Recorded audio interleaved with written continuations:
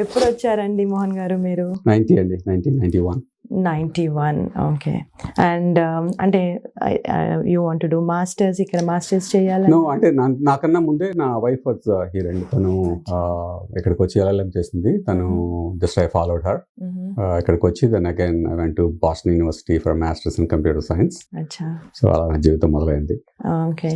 So 90s అంటున్నారు, మరి 90s లో ఇప్పుడంటే అమెరికా రావాలంటే చాలా ఈజీ అంటారు, వీసా వచ్చేస్తారు జనాలు, కానీ మీకేమైనా ఇబ్బందులు, మీరేమైనా? లేదండి, ఆ రోజుల్లో కూడా చాలా ఈజీగా ఉండేది. ఇంత ఎక్కువ డిమాండ్ ఉండేది కాదు. అంటే ఓన్లీ ఒక 10,000 15,000 అప్లికేషన్స్ వచ్చేవి, వాటిలో బాగానే ఇచ్చేవాళ్ళు ఆ రోజుల్లో. సో నాకు పెద్ద ఇబ్బంది ఏం రాలేదు ఆ రోజుల్లో. అచ్చా.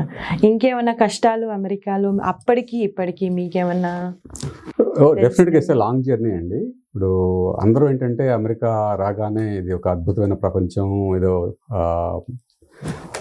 అది ఏమంటారు, ఫ్రూట్స్ అన్నీ లో హ్యాంగింగ్లో ఉంటాయి, మనం కోసుకోవచ్చు అనుకుంటారు. కానీ అలా కాదు. సో ఇక్కడికి వచ్చిన తర్వాత ఆ రోజుల్లో పర్టికులర్గా ఏంటంటే అంత ఎక్స్పోజర్ ఉండేది కాదు. ఇప్పుడు మా జనరేషన్ కానీ మాకన్నా ముందు వచ్చిన జనరేషన్ కానీ ఎక్స్పోజర్ చాలా తక్కువ ఉండేటప్పటికి భయంతో వచ్చేవాళ్ళం.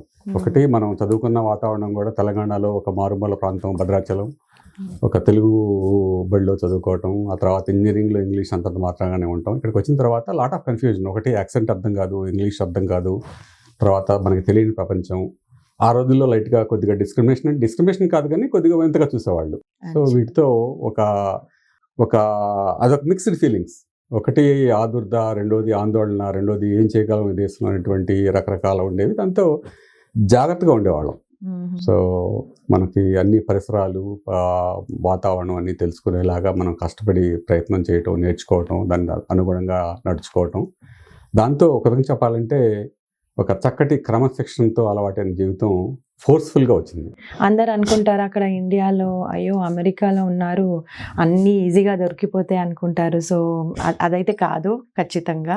కానీ అప్పటికి ఇప్పటికీ మీరు ఇవాళ యూత్కి ఏం చెప్పాలనుకుంటున్నారు? అంటే సప్లై అండ్ డిమాండ్ అండి. ఒకటి, ఆ రోజుల్లో అవకాశాలు అద్భుతంగా ఉన్నాయి అమెరికాలో.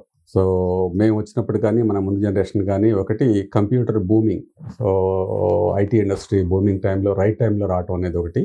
నేను చదివింది సివిల్ ఇంజనీరింగ్, కానీ ఇక్కడికి వచ్చిన తర్వాత మళ్ళీ కంప్యూటర్ సైన్స్కి మారటం, తర్వాత జాబ్ చేయటం, తర్వాత సొంతగా వ్యాపారం స్టార్ట్ చేయటం, ఇవన్నీ జరిగాయి.